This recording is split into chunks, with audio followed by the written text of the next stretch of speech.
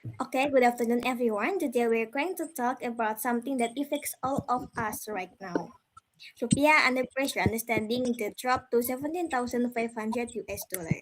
So we are from Group A, my partner Anandhita Ferisa Putri and myself Sarah Zulfati Arifa. So, what happened? At the beginning of this year, the rupiah was at around 16,500 per dollar, which was the government's own assumption in the 2026 state budget.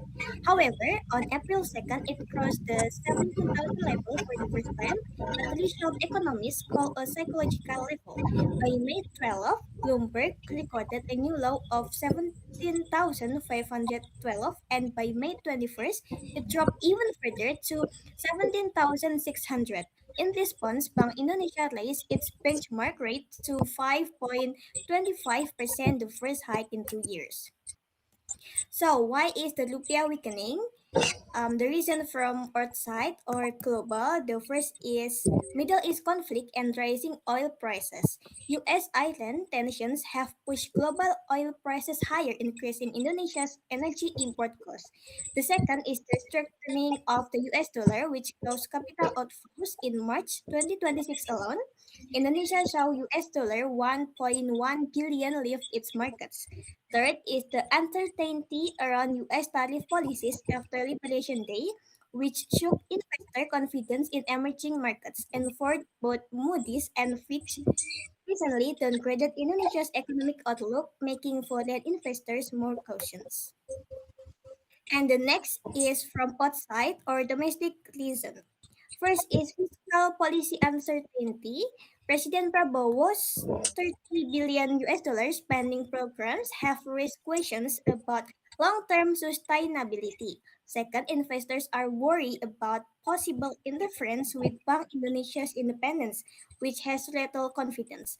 Third is structural trade vulnerability. Indonesia exports commodities like nickel and coal, but imports refined fuel. So when oil prices rise, the trade deficit widens, and fourth, consumer confidence has fallen from 126 to 122.9 in March 2026, showing that ordinary Indonesians are also feeling the pressure.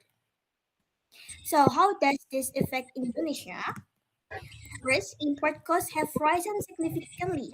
Since the budget was calculated at 6,500 per dollar, the gap to 17,500 adds direct pressure to government subsidies and corporate debt payments. Second, foreign reserves have dropped for 4 consecutive months, now at 146.2 billion US dollar, as Bank Indonesia spends reserves on currency intervention.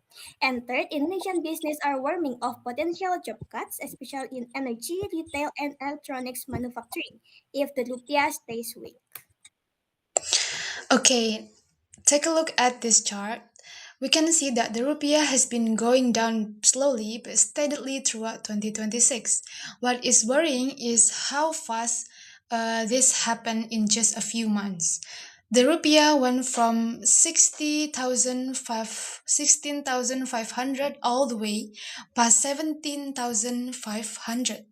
Every point on this chart means higher prices for people, more costs for business, and more pressure on the government budget. That is why this issue needs to be taken seriously right away by the government. Next slide, please. So, what is the government doing about it? And what is being done about this? So, there are six main actions. The first is Bank Indonesia raised its interest rate to 5.25% to bring investors back. And then second, BI has used 7 ways to stabilize the rupiah, including through SRBI and the NDF market. Third, since April 2026, new rules were made to limit currency speculation. People now need to show the documents if they want to buy more than 50,000 USD per month. Fourth, the government has promised to give food subsidies if prices go up too much about because of the weak of rupiah. Fifth, even though reserves have dropped, they are still at $1,046.2 billion, enough to cover about 5.8 months of imports. And six, Governor Perry Warjio says he expects the rupiah to recover starting from July 2026. Next slide, please. And finally, why this topic is important and why should we care about this. So first, the drop to 17,500 means higher prices for basic things like food and fuel that people use every day. Second, this is a big test for the government and Bank Indonesia that people are watching to see how well they handle this issue. And then third, that job cuts are a real risk. And Indonesia's middle class has already gotten smaller from five five fif, 57.3 million to 47.8 million people since 2019. Fourth, while the situation is not as bad as the 1998 financial crisis, we still need to act quickly before things get worse. And finally, when we look at the countries like Malaysia or Singapore, whose currency has actually gotten stronger by 12%, it shows that good policy decisions really do make a difference. Next. So this is our references and sources that we use for our presentation. That's all. Thank you. Thank you.